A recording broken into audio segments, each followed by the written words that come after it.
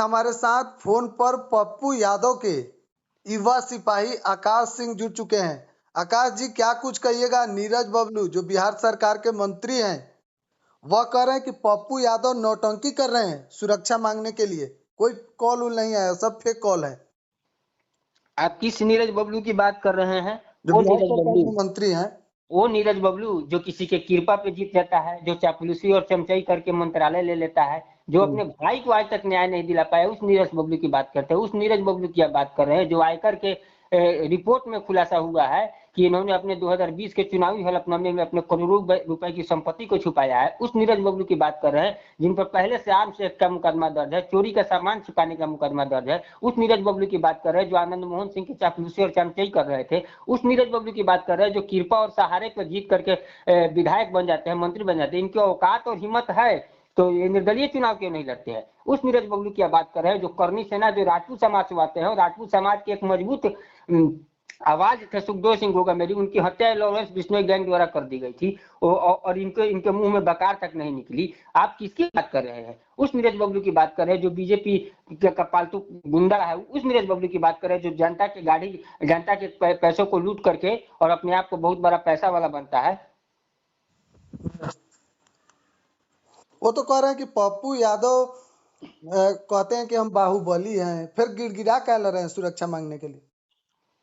अच्छा, इसका नीरज बबलू से हम पूछना चाहते हैं कि पप्पू यादव जी ने तो कहा है कि हमारी सुरक्षा अगर जरूरत नहीं है, सरकार को लगती है कि हमारी सुरक्षा की जरूरत नहीं है, तो सरकार वापस कर ले सुरक्षा। किसी भी आम आदमी या किसी जनप्रतिनिधि की सुरक्षा की जिम्मेवारी सरकार की होती है। और नीरज बबलू जब इतने ही बड़े किस्मार खां हैं तो ये अपनी सुरक्षा क्यों लेकर चलते हैं? इनको जो सुरक्षा मिली है वो क्यों लेकर चलते हैं? क्या इनके ऊपर कोई जान का खतरा होगा तो सुरक्षा नहीं मानेंगे?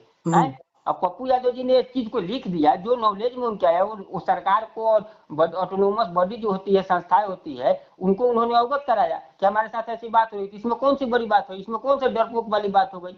अगर पप्पू यादव जी डर गए होते तो महाराष्ट्र नहीं जाते। पप्पू यादव जी डर गए होते तो बाबा सिद्दीकी के बेटा से नहीं मिलते। पप्पू यादव जी डर गए होते तो झारखंड चुनाव में नहीं जाते। पप्पू यादव जी डर गए होते तो अपने लोगों के बीच हमेशा नहीं रहते।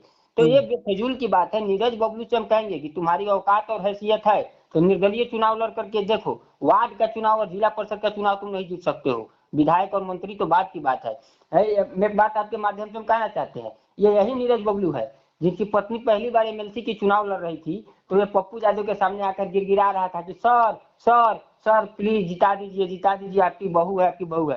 पप्पू यादव जी ने मदद किया। पूछिए उससे, नीरज बबलू से, अपने बेटे के सौगंध खाकर कसम सौगंध खाए कि क्या पप्पू यादव जी ने उस समय उनकी मदद नहीं किया था? क्या पप्पू यादव जी ने उनकी पत्नी को जिताने के लिए काम नहीं किया था? और पप्पू यादव जी के सहयोग से उनकी पत्नी पहली बार एमएलसी बनी थी। तो ये आदमी जो दूसरे की कृपा पे रहता है, जो दूसरे की कृपा पे दिन रात चलता है, ये क्या बात करेगा पप्पू यादव जी के बारे में या किसी के बारे में? नीरज बबलू तो साफ साफ कह रहा है कि फेक कॉल से ही हवा निकल गया पप्पू यादव का। ये सब सुरक्षा लेने के लिए नौटंकी कर रहे हैं। नीरज बबलू से हम कहना चाहेंगे कि सरकार तुम्हारी है, सरकार उनकी है, सरकार है और इसकी जांच करा ले ना, सीबीआई से जांच करा ले, एनआईए से जांच करा ले, जो भी कोई बड़ी है जांच एजेंसी है उससे जांच करा ले इसका स्पष्ट। अगर पप्पू यादव जी गलत कर रहे हैं, हवाबाजी कर रहे हैं तो उनको कार्रवाई कीजिए उनके ऊपर। अगर वो अपने सुरक्षा लेने के लिए ऐसा कर रहे हैं तो उन पर कार्रवाई कीजिए। सरकार तो आपकी है, लेकिन नीरज बबलू को औकात और हैसियत का है जो अपने भाई को न्याय नहीं दिला पाया। सुशांत सिंह राजपूत की बात है। सुशांत सिंह राजपूत बिहार के धरोहर थे, हम लोग के आइकन थे। हम लोग भी चाहते हैं कि सुशांत सिंह के साथ ऐसा क्यों हुआ इसको जानना चाहते हैं। पूरा देश जानना चाहता है, पूरी बिहार की जनता जानना चाहती है, उनके परिवार के लोग जानना चाहते हैं।